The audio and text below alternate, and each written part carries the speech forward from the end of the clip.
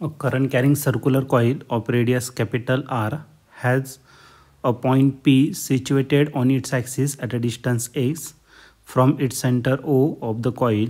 The magnetic induction at point P is 1/8 the magnetic field at its center O. The value x is. हा question 2022 आणि 2018 आला होता. त्याचं A option आहे R divided by 2√3.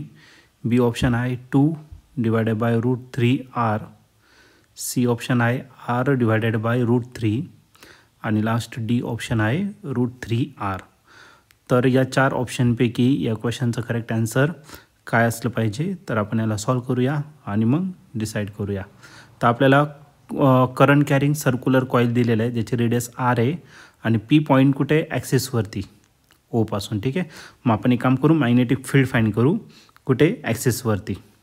या ठिकाणी टायटल टाकतोय magnetic field at a point along the axis of current carrying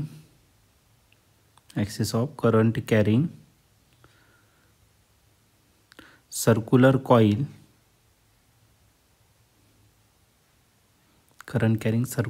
coil is. तर बी ॲक्सिसचा फॉर्म्युला आपण या ठिकाणी यूज करू आणि बी ॲक्सिसचा फॉर्म्युला आहे तुमचा μ0I r² total divided by 2 in bracket r² plus x² raise to 3/2. याला आपण इक्वेशन 1 कन्सिडर करू. आता दुसरं फाईंड करायचं मॅग्नेटिक फील्ड कुठं, त्या सर्क्युलर कॉईलच्या सेंटरला. मग ते टायटल टाकून देऊ magnetic field of induction at the point लिहायसारखं अडचण नाही. Magnetic field of induction at the centre of circle. Magnetic field of induction सर्कलच्या कुठे घ्यायचं आपल्याला, सेंटरला या ठिकाणी फाईंड करायचं आहे आणि centre of current carrying circular coil.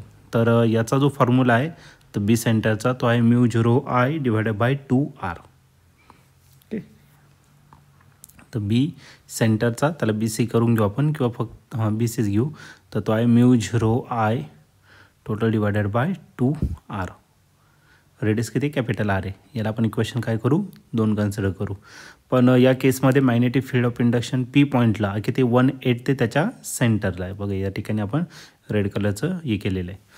तर बी ॲक्सिस जो आहे तो 1/8 असेल B C.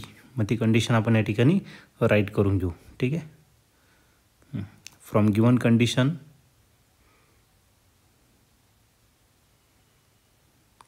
B axis is equal to 1/8 B centre.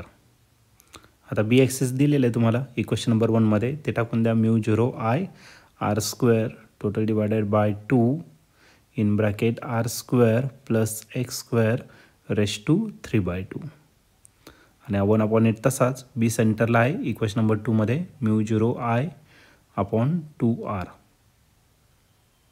ते कुठून आलं ते लिहू शकता तुम्ही. μ0 सोबत μ0 कॅन्सल, I सोबत I कॅन्सल, इथला 2 आणि इथला 2 काय आला कॅन्सल. मग रिमेनिंग टर्म करायला r² divided by r² plus x² raise to 3/2 आणि राहिला 1 डिवायडेड बाय 8R. एक काम करा, जो R इकडे डिवायडेड आहे इकडे मल्टिप्लाय करून घ्या त्याला, म्हणजे आरचा काय होणार क्यूब होणार.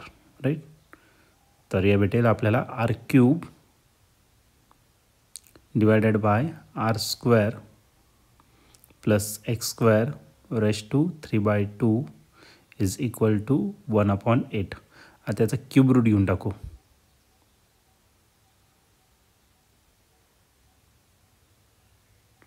मग याचा क्यूब रूट जर घेतला तर r डिवायडेड बाय काय भेटेल आपल्याला r² प्लस x² त्याचा raise to 1/2 is equal to, आता 8 आहे 2चा क्यूब रूट बरोबर ना, 2चा क्यूब आहे मग 8चं क्यूब रूट येईल 2.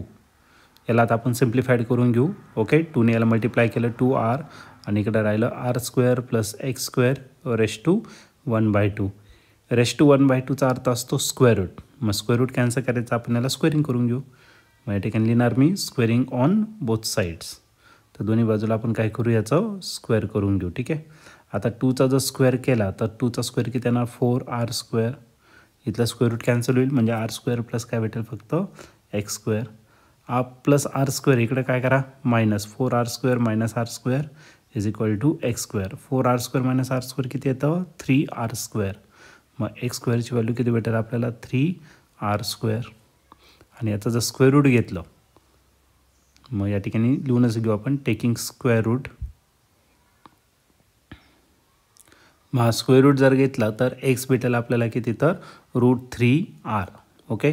मग किती डिस्टन्सवरती आपल्याला ते भेटणार ही कंडिशन तर x is equal to √3r. याचं आपलं काय असणार final answer. Okay. x is equal to √3r. आता एक काम करू ऑप्शन चेक करू तर त्या 4 ऑप्शनपैकी कोणतं ऑप्शन करेक्ट आहे. तर या ठिकाणी ऑप्शन नंबर डी जो आहे तो या ठिकाणी आपला करेक्टली मॅच होतो आहे म्हणून या क्वेश्चनचं करेक्ट आन्सर ऑप्शन डी असेल.